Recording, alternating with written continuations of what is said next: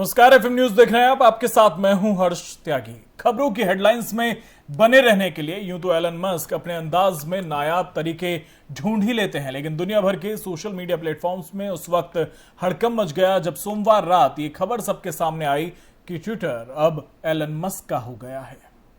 Elon Musk का हुआ Twitter, $44 billion में तय हुई डील। एक शेयर के लिए एलन मस्क ने चुकाए $54.20।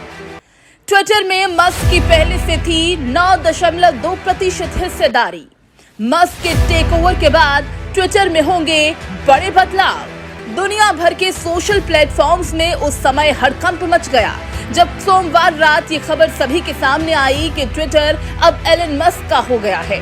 जी हां, दुनिया के सबसे बड़े सोशल मीडिया प्लेटफॉर्म्स में से एक ट्विटर का मालिकाना हक अब एलन मस्क के पास है, क्योंकि उन्होंने माइक्रो ब्लॉगिंग कंपनी को करीब $44 बिलियन में खरीद लिया है।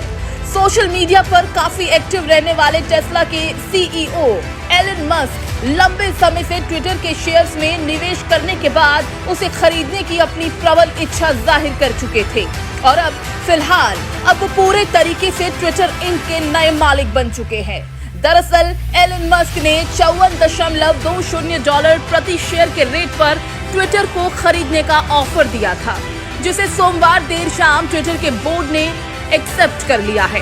ट्विटर की तरफ से जानकारी देते हुए इस बात पर मोहर भी लगा दी गई है कि टेस्ला के सीईओ एलन मस्क ने ट्विटर को आखिरकार खरीद लिया है। साथ ही कंपनी ने ये भी बताया कि मस्क ने ट्विटर को खरीदने के लिए 44 अरब अमेरिकी डॉलर की कीमत चुकाई है और ये पूरा सौदा नगद में हुआ है। वहीं ट्विटर खरीदने के बाद मस्क ने 2 ट्वीट किए, जिसमें पहला ट्वीट सोमवार रात 9:42 पर आया, जिसमें मस्क ने लिखा, मुझे उम्मीद है कि मेरे बुरे से बुरे आलोचक भी ट्विटर पर रहे, क्योंकि फ्री स्पीच का यही मतलब है। इसके अलावा दूसरा ट्वीट सुबह 1:13 पर आया, जिसमें मस्क ने कहा कि फ्री स्पीच किसी भी डेमोक्रेसी का आधार है और ट्विटर डिजिटल टाउन स्क्वायर है, जहां मानवता के भविष्य से जुड़े मसलों पर चर्चा होती है। मैं ट्विटर को और बेहतर बनाना चाहता हूं। इसके लिए नए फीचर्स लाएंगे, भरोसा बढ़ाने को, एल्गोरिथम को ओपन सोर्स करेंगे, स्पैम बॉट्स को हराएंगे और सभी इंसानों को ऑथेंटिकेट करेंगे। मस्क के इरादे ट्विटर को और ओपन बनाने के हैं। यूजर जेन्युइन है या नहीं, एक बार ये वेरीफाई करने के बाद ट्विटर अब काफी कुछ कहने की इजाजत दे सकता है। बता दें कि ट्विटर में एलन मस्क की 9.2% हिस्सेदारी पहले से ही थी। वो कंपनी के सबसे बड़े शेयर धारक भी थे। हालांकि कुछ दिनों पहले asset management firm Vanguard group ने पिछले दिनों ये जानकारी सार्वजनिक करके सभी को चौंका दिया था कि उसके पास ट्विटर की 10.3% हिस्सेदारी है। हालांकि इस दावे की अब तक पुष्टि नहीं हो सकी है। खास बात यह है कि जब कुछ दिनों पहले मस्क ने ट्विटर के अधिग्रहण का प्रस्ताव दिया था, तो कंपनी में शेयर धारक और सऊदी प्रिंस अल वलीद बिन तलाल ने इसे ये कहकर खारिज कर दिया था कि प्रस्तावित पेशकश कंपनी का सही मूल्यांकन नहीं है। Bureau report, FM news. दरअसल एलन मस्क की ट्विटर खरीदने की हसरत हाल की नहीं थी। एलन के दिमाग में ट्विटर के मालिक बनने का सपना 5 साल पहले से ही शुरू हो गया था, जब एलन मस्क ने ट्विटर में एक पत्रकार से इसकी कीमत पूछ ली थी। एक बार एलन मस्क ने लिखा, आई लव ट्विटर। फिर शुरू हुई मस्क के ट्विटर के मालिक बनने की कहानी। पत्रकार ने पूछा था, ट्विटर को खरीदते क्यों नहीं? एलन ने पत्रकार से पूछी थी ट्विटर की कीमत। 52 महीने बाद $44 अरब देकर मालिक बने मस्क। अब एलन का 5 साल पुराना ट्वीट हो रहा है ट्रेंड। तारीख 21 दिसंबर 2017, समय रात के 11:20। टेस्ला के फाउंडर एलन मस्क ने ट्वीट कर लिखा, आई लव ट्विटर। मस्क के इस ट्वीट के जवाब में अमेरिकी पत्रकार डेव स्मिथ ने पूछा कि फिर इसे खरीद क्यों नहीं लेते। इस पर मस्क ने भी पूछ लिया, इसकी कीमत कितनी है। इस ट्वीट के 52 महीने बाद यानी 25 अप्रैल 2022 को एलन मस्क ने ट्विटर को $44 अरब यानी 3,368 अरब रुपए में खरीद लिया है। मस्क ने ट्विटर के हर शेयर के लिए $54.20 यानी 4,148 रुपए दिए हैं। मस्क के ट्विटर खरीदने के बाद डेव स्मिथ ने लिखा कि मुझे मस्क के साथ ये बातचीत जिंदगी भर याद रहेगी। उन्होंने ट्विटर पर हुई इस बातचीत का स्क्रीनशॉट भी शेयर किया और अब टेस्ला के फाउंडर और डेव स्मिथ के बीच की बातचीत सोशल मीडिया पर जमकर वायरल हो रही है। स्मिथ के ट्विटर हैंडल पर इसे 2 घंटे में 3,60,000 से ज्यादा लोगों ने लाइक किया है। इधर डील के बाद ट्विटर पर एलन मस्क सबसे ज्यादा ट्रेंड करने लगा, तो वहीं हाल ही में हुई बोर्ड मेंबर की मीटिंग में आने से इनकार करने के बाद से भी टेस्ला के मालिक और अब ट्विटर के भी मालिक बन चुके मस्क को लेकर लोगों की गंभीरता भी सामने आने लगी थी कि एक बार फिर मस्क कुछ तूफानी कर सुर्खियों में आने वाले हैं। 10 दिन तक चलती रही खरीद बिक्री पर चर्चा। एलन मस्क ने 4 अप्रैल को पहली बार ट्विटर में 9.2% शेयर खरीदने की जानकारी दी थी। उन्होंने 15 अप्रैल को ट्विटर को पूरी तरह खरीदने का ऑफर दिया। उस वक्त ट्विटर के शेयर होल्डर्स में से एक सऊदी प्रिंस अल वलीद बिन तलाल ने एलन मस्क के ऑफर को ठुकरा दिया था, लेकिन पिछले 7 दिन से ट्विटर बोर्ड की लगातार बैठकें होती रहीं और जिसके बाद आखिरकार बोर्ड ने मस्क के ऑफर को मंजूर कर लिया। Bureau report FM news. Elon Musk के ट्विटर को खरीदने के बाद से ही ट्विटर के CEO पराग अग्रवाल को लेकर तमाम तरह के अंदाजे लगाए जा रहे हैं। सवाल ये उठ रहा है कि क्या पराग अग्रवाल अब ट्विटर के साथ बने रहेंगे? इस रिपोर्ट में देखिए। क्या अब खतरे में पराग अग्रवाल की कुर्सी? मस्क के टेकओवर के बाद ट्विटर CEO की होगी छुट्टी। सोशल मीडिया पर पराग अग्रवाल जमकर हो रहे ट्रोल। यूजर्स के सवाल, मस्क की एंट्री के बाद रहेंगे या हटेंगे पराग अग्रवाल? एलन मस्क के ट्विटर को खरीदने के बाद कंपनी के चीफ एग्जीक्यूटिव ऑफिसर पराग अग्रवाल के भविष्य को लेकर कयास लगने लगे हैं। मीडिया रिपोर्ट्स के मुताबिक पराग ने ट्विटर के बिकने के बाद कर्मचारियों से कहा कि मस्क की लीडरशिप में ट्विटर का फ्यूचर अंधकार में है। किसी को नहीं मालूम कि कंपनी अब किस दिशा में जाने वाली है। हालांकि पराग ने एक ट्वीट कर अपनी टीम के काम की तारीफ भी की, लेकिन उनके ऐसे रिएक्शन के बाद ट्विटर से उनकी विदाई के कयास भी लगने लगे हैं। सोशल मीडिया यूजर्स पराग को लेकर मीम्स भी शेयर कर रहे हैं। यही नहीं, ट्विटर यूजर पराग को ट्रोल कर रहे हैं और लिख रहे हैं कि अब से कुछ घंटों में आपका बायो बदल सकता है। तो वहीं फाइनेंशियल एक्सपर्ट मिट केविन ने ट्वीट कर कहा कि अगर टेस्ला पराग को हटाएगी तो $42 मिलियन देगी। टेक कॉर्पोरेट ऐसी जगह है जहां फेलियर होने के भी पैसे मिलते हैं। बता दें कि पराग ने मस्क के ट्विटर खरीदने के बाद बयान जारी कर कहा था कि ट्विटर पूरी दुनिया में प्रासंगिक और प्रभावी है। मुझे अपनी टीम पर गर्व है। पराग पिछले 10 साल से ट्विटर से जुड़े हुए हैं और CEO बनने से पहले वो चीफ टेक्निकल ऑफिसर के पद पर काम कर रहे थे। पराग ने नवंबर 2021 में ट्विटर CEO की कमान संभाली थी। वहीं अब ये सवाल भी हर तरफ गूंज रहा है कि अगर मस्क ट्विटर के CEO पराग अग्रवाल को हटाते हैं तो इसके बदले में उन्हें इसकी कितनी भरपाई करनी पड़ेगी। तो इसे लेकर रिसर्च फर्म की एक रिपोर्ट बताती है अगर 12 महीने से पहले पराग को पद से हटाया गया तो कंपनी को उन्हें $42 मिलियन यानी कि 321 करोड़ रुपए देने होंगे। ऐसा इसलिए क्योंकि पराग अग्रवाल को आए हुए अभी महज 5 महीने ही हुए हैं और ऐसे में कंपनी के नियम के मुताबिक 12 महीनों के भीतर कार्यकाल खत्म होने पर ट्विटर इंक को पराग अग्रवाल को अनुमानित $42 मिलियन देने होंगे। लेकिन फिलहाल ये देखने वाली बात होगी कि मस्क के ट्विटर की कमान संभालने के बाद अब पराग अग्रवाल पर इसका क्या असर पड़ता है। Bureau report FM news. अब बात करते हैं पाकिस्तान की। सरकार बदलने के बाद भी पाकिस्तान में हालात नहीं बदले हैं। आज दोपहर 2:30 पर पाकिस्तान के आर्थिक राजधानी कहे जाने वाले कराची यूनिवर्सिटी में बम धमाका हुआ। इस विस्फोट में 3 चीनी नागरिकों समेत 4 लोगों की मौत हुई है। धमाका यूनिवर्सिटी के कन्फ्यूशियस इंस्टीट्यूट के पास हुआ और बताया जा रहा है कि धमाके के वक्त कार में चीनी लोग सवार थे जिसे निशाना बनाकर ये ब्लास्ट किया गया और बताया ये भी जा रहा है कि चाइनीज टीचर को निशाना बनाकर ये हमला किया गया है। वहीं इस धमाके में 2 लोग घायल हुए हैं और सीएम कार्यालय से एक हैंडआउट में अधिकारियों के हवाले से कहा गया है कि विस्फोट दोपहर लगभग 2:30 पर एक वैन में हुआ। यूनिवर्सिटी के प्रवक्ता के बाद ये पुष्टि की गई है कि पीड़ितों में से 3 चीनी नागरिक थे। उनकी पहचान कन्फ्यूशियस इंस्टीट्यूट के निदेशक हुआंग गुइपिंग, डिंग मुपेंग और चेंसा और चालक खालिद के रूप में हुई है।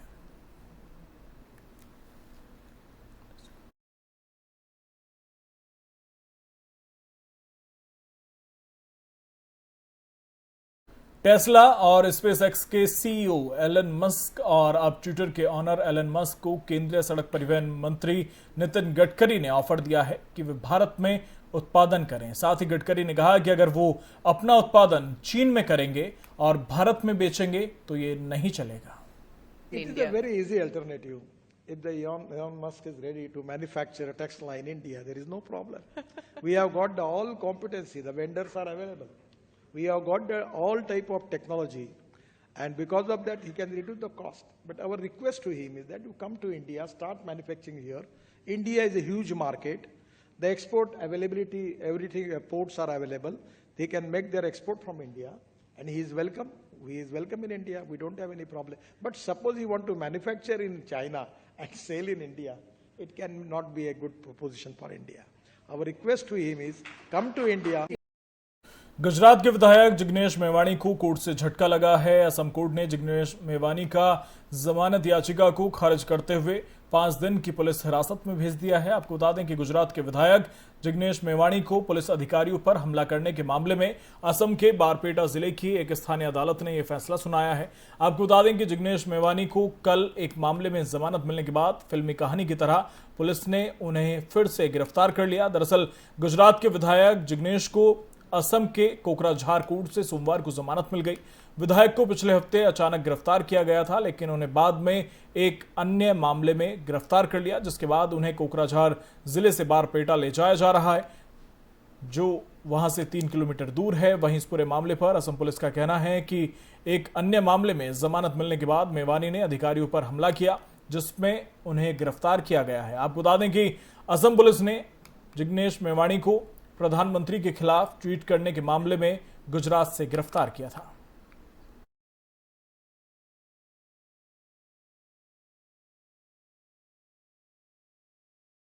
पुलिस ने दिल्ली में 2020 में हुए दंगों के पीछे साजिश को लेकर गैर कानूनी गतिविधियां रोकथाम कानून के तहत एक मामले में जेएनयू के पूर्व छात्र उमर खालिद की जमानत याचिका का विरोध करते हुए कहा कि उनकी ओर से जिस विमर्श को तैयार करने की कोशिश की जा रही है, उससे इस स्तर पर उनके बचाव के रूप में नहीं देखा जा सकता।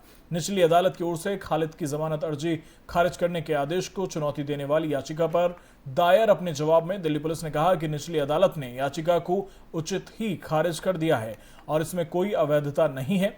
विशेष लोक अभियोजक अमित प्रसाद के जरिए दायर जवाब में दिल्ली पुलिस ने दलील दी है और ये अपील की है कि अदालत द्वारा इस पर विचार किया जाए और न्याय के हित में इसे खारिज कर दिया जाना चाहिए।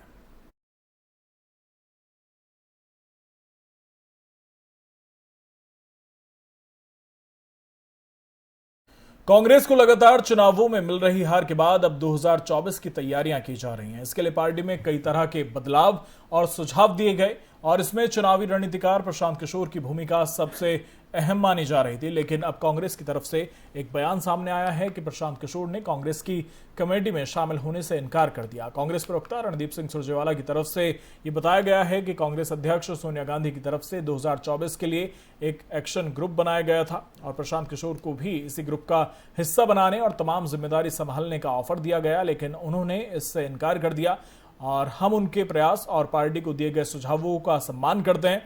कांग्रेस के अलावा खुद प्रशांत किशोर ने भी ट्वीट कर इस बारे में जानकारी दी है। उन्होंने कहा कि मैंने कांग्रेस के बड़े ऑफर को इनकार कर दिया है, जिसमें चुनावी जिम्मेदारी देने की बात कही गई थी।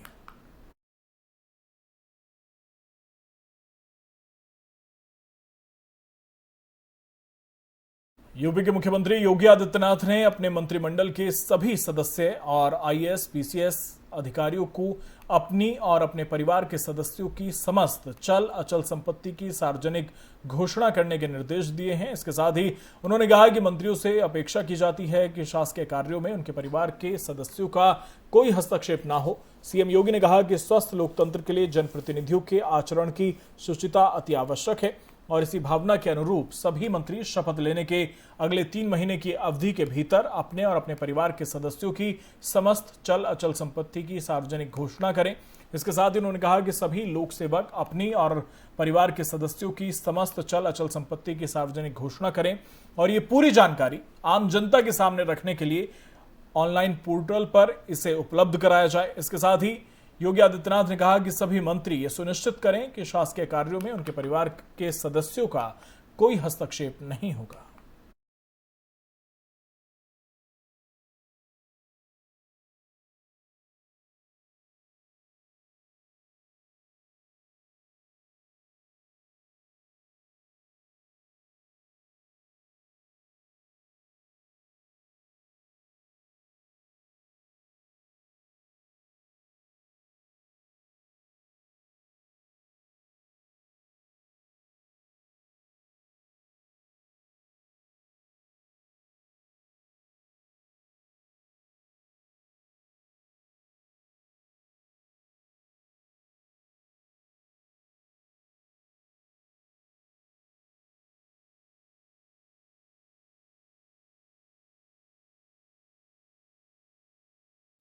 आशीष मिश्र पर तिकोनिया हिंसा में आरोप तय होने को लेकर 10 मई को सुनवाई होगी। आज वीडियो कॉन्फ्रेंसिंग के जरिए हुई सुनवाई में जिला जज ने समय बढ़ा दिया है। दोपहर 1 बजे वीडियो कॉन्फ्रेंसिंग के जरिए आशीष मिश्रा की कोर्ट में पेशी हुई।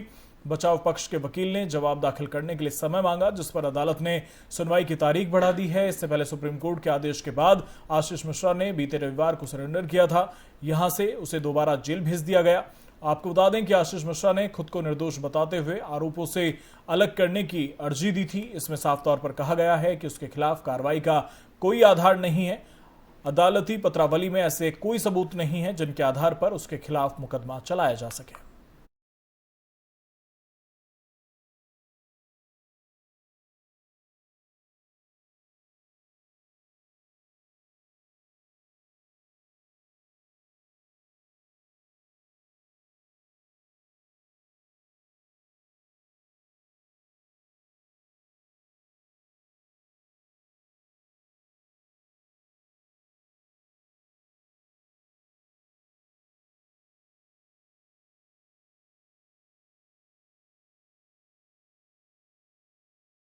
कृषि कानूनों के खिलाफ 1 साल से अधिक समय तक केंद्र और राज्य सरकार के सामने डटे रहे भारतीय किसान यूनियन का रुख अब नरम होता नजर आ रहा है। भारतीय किसान यूनियन के अध्यक्ष नरेश टिकैत ने किसानों और अपने कार्यकर्ताओं को सलाह दी है कि छोटी छोटी बातों पर धरना प्रदर्शन ना करें और जहां भी जरूरी लगे जिला प्रशासन के साथ बातचीत करके मुद्दों को सुलझाएं। यूपी विधानसभा चुनाव के दौरान समाजवादी पार्टी गठबंधन के लिए वोट की अपील कर चुके नरेश टिकैत ने यह भी कहा कि लोग बीजेपी के प्रति झुकाव रखते हैं और वो जिसे चाहे वोट दे सकते हैं। नरेश टिकैत ने किसान आंदोलन के बावजूद 4 राज्यों में बीजेपी सरकार बनने पर कहा कि लोग बीजेपी की तरफ झुकाव रखते हैं तो हम क्या कर सकते हैं। ये उनकी इच्छा है कि किसे अपना वोट देना चाहते हैं और वो स्वतंत्र हैं, वो वोट दे सकते हैं। इस पर हम ना तो खुश हैं और ना दुखी।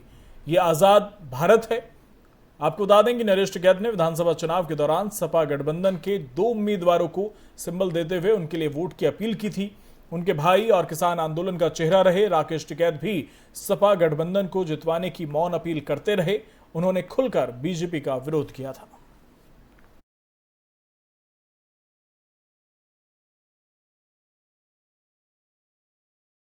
उत्तर प्रदेश में नई सरकार को 30 दिन का समय पूरा हो चुका है। ऐसे में हमारी संवाददाता तोशी मेंदोला ने अल्पसंख्यक कल्याण मंत्री दानिश आजाद अंसारी से खास बातचीत की। क्या कुछ कहा उन्होंने, सुनिए। यूपी में योगी की नई सरकार को 30 दिन पूरे हो चुके हैं। मेरे साथ खास बातचीत करने के लिए मौजूद है अल्पसंख्यक मंत्री दानिश आजाद अंसारी जी। अंसारी जी, 30 दिनों का कामकाज आप कैसे देख रहे हैं? उपलब्धियां कितनी समझ रहे हैं? देखिए, हम लगातार मेहनत कर रहे हैं जनता के हित के लिए। जब से हमारी सरकार बनी है, हम पहले दिन से ही आम जनमानस के हित के लिए कार्य कर रहे हैं। ग्राउंड लेवल पे जा रहे हैं हमारे मिनिस्टर्स, हमारे मंत्रीगण, हमारे विधायकगण, हमारे पदाधिकारीगण, और ग्राउंड पे जाके हम मेहनत से जो सरकार की योजनाएं हैं उसको ग्राउंड लेवल तक ले जा रहे हैं। और आने वाले दिनों में हम और अच्छा और बेहतर करेंगे, मैं आपको यकीन दिलाता हूँ। राज्य में अल्पसंख्यक के लिए जिस तरीके से चीज़ें चल रही हैं, अगर हम दिल्ली की भी बात करते हैं, आप लोगों का जो बुलडोज़र है यूपी से होता हुआ मध्य प्रदेश और देश की राजधानी दिल्ली में भी आ चुका है। जहांगीरपुरी मामले को कैसे देखते हैं? लाउड स्पीकर को लेकर जो विवाद चल रहा है पूरे देश में, इन तमाम मामलों को आप कैसे देखते हैं? देखिए, हम सकारात्मक सोच के साथ आगे बढ़ रहे हैं। आज उत्तर प्रदेश में कानून व्यवस्था का राज है और जिससे आम जनमानस में एक खुशी की लहर है, एक संतोष की लहर है और लगातार हम जनता के हित के लिए काम कर रहे हैं। और बुलडोजर जो है उन अपराधियों के अवैध कब्जों पे चल रहा है जिन्होंने सरकारी ज़मीनों पे अवैध कब्जा करके जनता का हित के साथ जनता के हित का हनन किया है। तो उस बुलडोजर को चलना बहुत ज़रूरी है। उस बुलडोजर से सीधा लाभ आम जनमानस को हो रहा है। और अब देखिए बुलडोजर की कितनी ज़्यादा लोकप्रिय हो रहा है और ये लोकप्रिय कोई नेता कोई दल नहीं कर रहा है, वो आम जनमानस इसको लोकप्रिय कर रहा है। तो इसी तरह के घटनाओं पे, इसी तरह के अपराधियों पे ऐसी आगे कार्रवाई होती रहेंगी और हम जनता के सुरक्षा के लिए, जनता के हित के लिए काम कर रहे हैं और जनता को हमारा जो योजनाएं हैं, हमारे तरीके हैं, जो हम उनके लिए गाइडलाइंस बनाते हैं, जनता को ये समझ में आता है कि हम उनके हित के लिए बना रहे हैं। तो जनता का भी लगातार सपोर्ट हमें मिलता है और हम इसी तरीके से आगे सकारात्मक दिशा में, सकारात्मक सोच के साथ, विकासवादी सोच के साथ काम करते रहेंगे। लेकिन आप कह रहे हैं कि अपराधियों पे बुलडोजर चल रहे हैं, ओवैसी साहब कहते हैं कि अंसार पे बुलडोजर चलेगा लेकिन अर्जुन पर नहीं। तो राजनीति आप समझ रहे हैं कि हिंदू वर्सेस मुस्लिम जिस तरीके से ये डिस्ट्रीब्यूट हो गया है? देखिए, विपक्ष कितनी भी कोशिश कर ले, अब वो इस तरह की राजनीति में सफल नहीं हो पाएगा।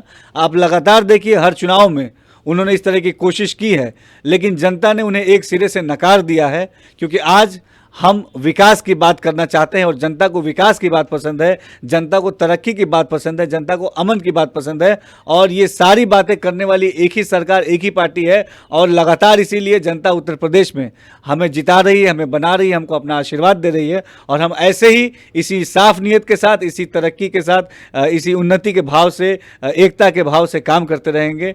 मैं आम जनमानस को यकीन दिलाता हूँ। आप अल्पसंख्यक विभाग देख रहे हैं, अल्पसंख्यक पर आपका क्या रोल है? आप क्या रोड मैप तैयार कर रहे हैं?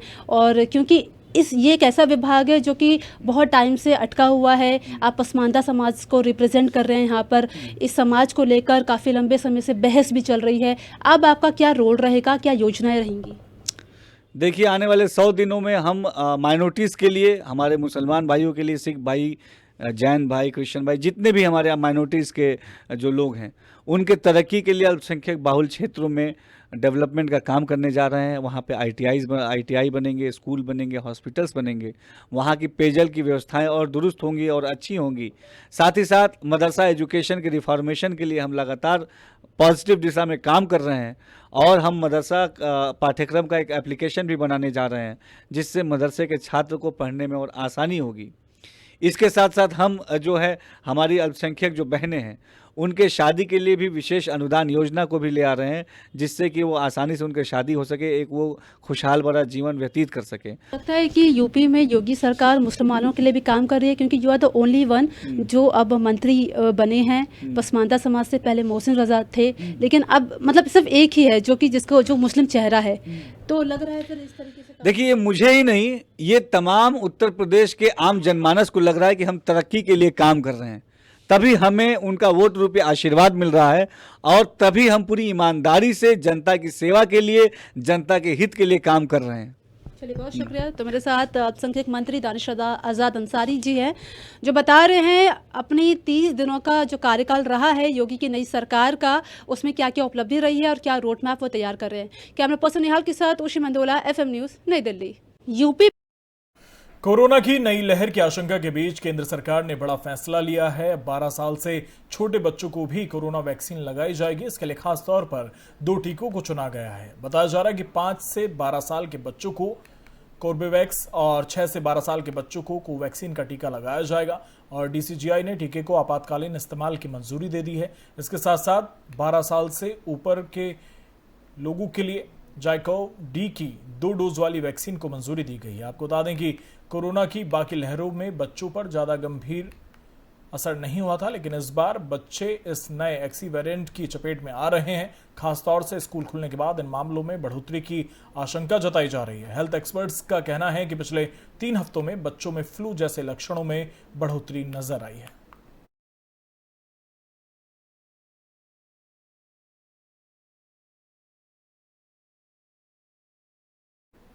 तो फिलहाल मेरे साथ इतना ही। बने रहिए FM न्यूज के साथ। नमस्कार।